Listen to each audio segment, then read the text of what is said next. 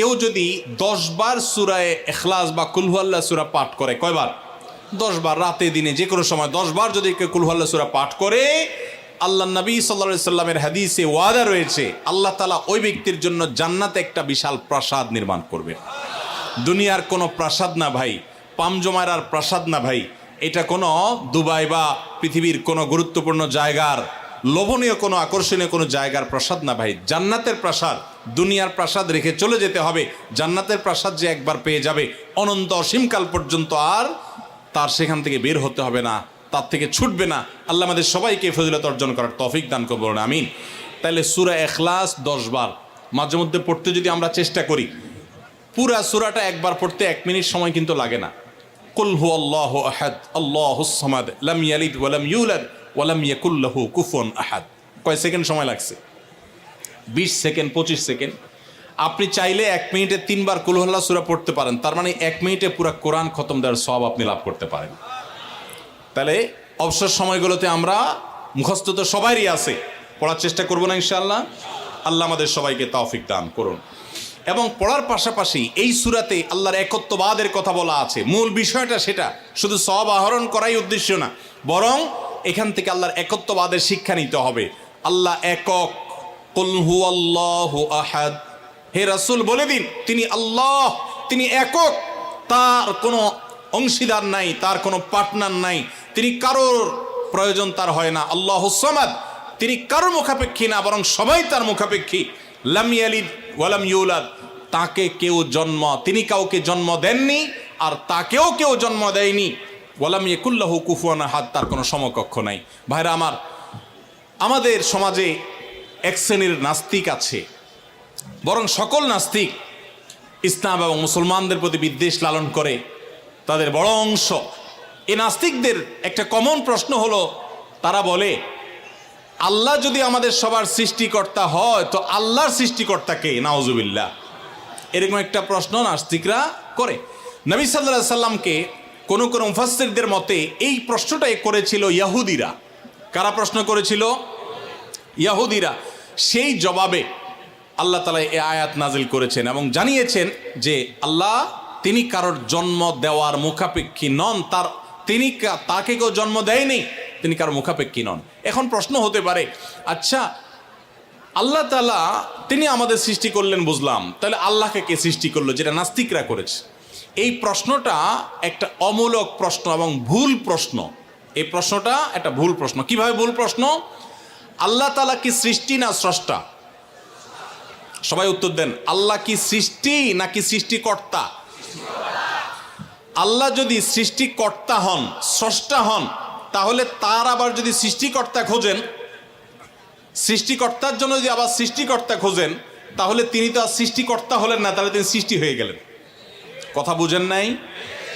যার স্রষ্টা থাকে তাকে সৃষ্টি বলে। আমার একজন স্রষ্টা, এক সত্তা আছে, স্রষ্টা, যিনি আমাকে সৃষ্টি করেছেন, আপনাকে সৃষ্টি করেছেন, তাহলে আমরা হলাম সৃষ্টি। যাকে কেউ সৃষ্টি করে তিনি হলেন সৃষ্টি। আমাদের আল্লাহর যদি আরেকজন স্রষ্টা আপনি খোঁজেন, তার মানে আপনি আল্লাহকে সৃষ্টি মনে করতেছেন। আসলে আল্লাহ তো সৃষ্টি না, তিনি হলেন কে? স্রষ্টা। স্রষ্টার আর কোনো সৃষ্টিকর্তার প্রয়োজন। যদি বলেন যে আল্লাহরও আবার সৃষ্টিকর্তা লাগবে, তখন তো প্রশ্ন আসবে সেই সৃষ্টিকর্তার আবার সৃষ্টিকর্তাকে। এইভাবে তো অনন্ত অসীমকাল পর্যন্ত যেতে থাকবে, এটা তো হতে পারে না। এই জন্য পৃথিবীর সব কিছু, সৃষ্টি জগতের সব কিছু কোনো কারণ ছাড়া হয় না। এক মহান সত্তা আল্লাহ রাব্বুল আলামিন, তিনি এমন এক সত্তা যে তিনি নিজে সব কিছু সৃষ্টিকর্তা, তাকে কেউ সৃষ্টি করেন নাই। তার আগে চিন্তা করে যদি আপনি হয়রান হন তো আল্লাহর কাছে পানা চাইবেন, বরং এই চিন্তা না করে আপনি আল্লাহর প্রতি ঈমান আনবেন, শয়তান থেকে পানা চাইবেন। এই যে 3 কুল, এই 3 কুলের আমল এত গুরুত্বপূর্ণ যে আপনাকে শয়তান যখন মনের ভিতর আল্লাহর অস্তিত্ব নিয়ে বাজে চিন্তা করায়, আমাদের কাছে যেসব প্রশ্ন আসে আজকাল, শত শত প্রশ্ন আসে যে হুজুর হঠাৎ করে মনের মধ্যে আল্লাহ সম্পর্কে বাজে চিন্তা আসে, খারাপ চিন্তা আসে, খারাপ কথা মনের মধ্যে আসে, এটা শয়তান করায়। এটা যখন মনের মধ্যে আসবে, সাথে সাথে আউযু বিল্লাহি মিনাশ শাইতানির রাজিম পড়বেন, এই সূরা ইখলাস, ফালাক, নাস পড়বেন এবং বাম দিকে প্রতীকী থুতু প্রতীকী থুতু শুয়ের আগায় যে পরিমাণ থাকে এরকম থুতু বাম দিকে যদি নিক্ষেপ করেন এবং আউযুবিল্লাহ পাঠ করেন, আল্লাহ তাআলা শয়তান থেকে পানাহ দান করবেন। এবং মনে রাখবেন, মুসলমানের মনের ভিতরে আল্লাহ সম্পর্কে বাজে চিন্তা আসলে বুঝতে হবে যে ইবলিস হাজির হয়ে গেছে। কে হাজির হয়েছে? ইবলিস আমার মনের ভিতরে কুচিন্তা ঢুকাচ্ছে। এটা মনে হওয়ার সাথে সাথে আমি আরো জোরসে বলবো, কুল হুয়াল্লাহু আহাদ আল্লাহুস সামাদ লাম ইয়ালিদ ওয়া লাম ইউলাদ ওয়া লাম ইয়াকুল লাহু কুফুয়ান আহাদ। আল্লাহ আমাদের সবার ঈমানকে হেফাজত করার তৌফিক দান করুন। ভাইরা আমার, তারে আমরা সূরা ইখলাস সম্পর্কে জানলাম, এই সূরার ফজিলত এবং মর্যাদা সম্পর্কে জানলাম, কখন পাঠ করতে হয় সেটাও জানলাম, এর অর্থও জানলাম। বেশি বেশি করে অর্থ বুঝে বুঝে প্রত্যেকটা আয়াতের অর্থ মনে করে করে নামাজে পড়বেন, সকাল সন্ধ্যা পড়বেন। কুল, হে রাসূল বলুন, হুয়াল্লাহু, তিনি আল্লাহ আহাদ, একক, আল্লাহুস সামাদ, তিনি কারো মুখাপেক্ষী না, সবাই তার মুখাপেক্ষী, তার কোনো স্রষ্টার প্রয়োজন নাই, সবার স্রষ্টা তিনি। লাম ইয়ালিদ ওয়া লাম ইউলাদ, তিনি কাউকে জন্ম দেননি আর তাকেও কেউ জন্ম দেয় নাই। ওয়ালাম ইয়াকুল লাহু কুফুয়ান আহাদ, কুফু মানে সমান, তার সমান আর কেউ নাই, তার সামঞ্জস্য, তার সমতুল্য আর কেউ হতে পারে না, তিনি একক এবং অদ্বিতীয়। আল্লাহ তাআলা আমাদেরকে তার জাতের প্রতি, তাওহীদের প্রতি ঈমানকে সঠিকভাবে অবিচলভাবে রাখার তৌফিক দান করুন। আল্লাহ একক কোন দিক থেকে? ইবাদতের উপযুক্ততার ক্ষেত্রে আল্লাহ একক। ইবাদত আর কেউ পাওয়ার উপযুক্ত নাই। সমস্ত ইবাদত, সকল দোয়া, সকল প্রার্থনা শুধু কার কাছে হবে? অতএব কোনো বিপদে পড়লে কোনো মাজারে গিয়ে, কোনো মৃত মানুষের কাছে, কোনো মুর্দা পীরের কাছে, কোনো অদৃশ্য শক্তির কাছে সাহায্য চাইলে সেটা শিরক হবে, ঈমান নষ্ট হবে। সাহায্য চাইতে হবে সাথে সাথে কার কাছে? আল্লাহর কাছে। ভাইরা আমার, আমাদের অনেক মুসলমান ভাই আছে আল্লাহর কাছে সাহায্য চাইতে জানে না, আল্লাহর কাছে সাহায্য চাইতে জানে না, তারা বিভিন্ন মাজারে চলে যায়, শিরক করে ঈমানকে নষ্ট করে ফেলে। মনে রাখবেন, আমাদের সাধারণ মানুষের অনেকের মধ্যে একটা রোগ আছে, মনে করে যে আমার গুনাহগারের কথা কি আর আল্লাহ শুনবেন? এই মানসিকতা আমাদের অনেক মধ্যে আছে না নাই? অনেকে দেখবেন নিজে দোয়া করে না, হুজুরের কাছে শুধু দোয়া চায়। হুজুরের কাছে দোয়া চাওয়াটা গুনাহের কথা না, এটা জায়েজ, চাওয়া যায়, কিন্তু নিজে না করে সারাদিন শুধুমাত্র হুজুরের কাছে দোয়া চাওয়াটা ভুল। আপনি নিজে আল্লাহর কাছে দোয়া করা শিখবেন। আল্লাহ বলেছেন যে উদউনি আস্তাজিব লাকুম, তোমরা আমার কাছে দোয়া করো। আল্লাহ বলেছেন আমি তোমাদের দোয়া কবুল করবো, আল্লাহ ওয়াদা করেছেন। আপনি যত নাখান্দা মানুষ হন, আপনি যত সাধারণ মানুষ হন, আমরা যত গুনাহগার মানুষ হই না কেন, আমরা যদি আল্লাহর কাছে হাত তুলে, হুজুররা যেরকম মায়ের পেজ দিয়া সুন্দর সুরে সুরে কণ্ঠে আপনার মধুরতা মাখিয়ে, তারপরে আপনার ছন্দের তালে তাল মিলিয়ে কবিতার ছন্দের সাথে আয়াত পড়ে দোয়া পড়ে আল্লাহর কাছে চাইতে পারে, আমরা এত সুন্দর করে চাইতে পারি না, কোনো অসুবিধা নেই। ভাইরা আমার, আল্লাহর কাছে চাওয়ার জন্য মায়ের পেচের কোনো কথার দরকার হয় না, চালাকির দরকার হয় না। আরে যার বলার শক্তি পর্যন্ত নাই, সেই বোবাও যদি মনে মনে আল্লাহর কাছে কিছু চায়, আল্লাহ তাআলা আলিমুম বিযাতি সুদূর, বান্দার অন্তরের খবর পর্যন্ত আল্লাহ রাখেন, তার দোয়াও আল্লাহ তাআলা কবুল করে।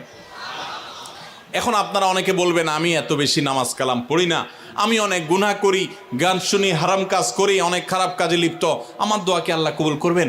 আমি আপনাকে কোরআনের আলোকে আল্লাহর প্রতি আস্থা রেখে বলছি যে আপনি যত গুনাহগার বান্দাই হন না কেন, আল্লাহর কাছে যদি আপনি চাওয়ার জন্য সেই রকম আন্তরিকতা নিয়ে আপনি চান, খুব মায়ের পেজ দিয়ে না চান, আল্লাহ আমি একটু চাকরি নিয়ে বিপদে আছি, আল্লাহ আপনার হাতে সব কিছু, আমার মালিক, আমার কর্তৃপক্ষ, বস, সবার মন আপনার নিয়ন্ত্রণে, আপনি আমার চাকরির সমস্যাটা দূর করে দেন, আল্লাহ আমি বিপদে আছি, এটা দূর করে দেন, আল্লাহ তাআলা আপনার দোয়া কবুল করবেন। এই জন্য আমরা দোয়া করব কার কাছে? ইনশাআল্লাহ আল্লাহর কাছে।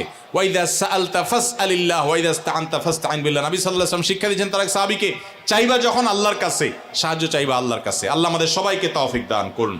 স্যার, সূরা ইখলাসের মূল শিক্ষাটা হলো, সূরা ইখলাস আমাদেরকে তাওহীদবাদী হতে শিখায়, একত্ববাদের শিক্ষা দেয়। ইহুদিরা তারা উযাইর আলাইহিস সালামকে আল্লাহর পুত্র বলে, নাউজুবিল্লাহ। খ্রিস্টানরা ঈসা আলাইহিস সালামকে আল্লাহর পুত্র বলে, নাউজুবিল্লাহ। মারিয়ামকে আল্লাহর স্ত্রী বলে, নাউজুবিল্লাহ। মক্কার মুশরিকরা ফেরেশতাদেরকে আল্লাহর কন্যা বলে, নাউজুবিল্লাহ। এই সব কিছু থেকে পবিত্র মুসলমানেরা তারা কোনো প্রকার সীমালঙ্ঘন করে না, তাদের নবীকে অন্য কাউকে আল্লাহর সন্তান সাব্যস্ত করে না। কোরআনের এই সূরায় আল্লাহ তাআলা সেটাই বলেছে। অতএব আল্লাহ সম্পর্কে সেই সঠিক ধারণাটা আমরা গ্রহণ করব, এটা হলো এই সূরার শিক্ষা।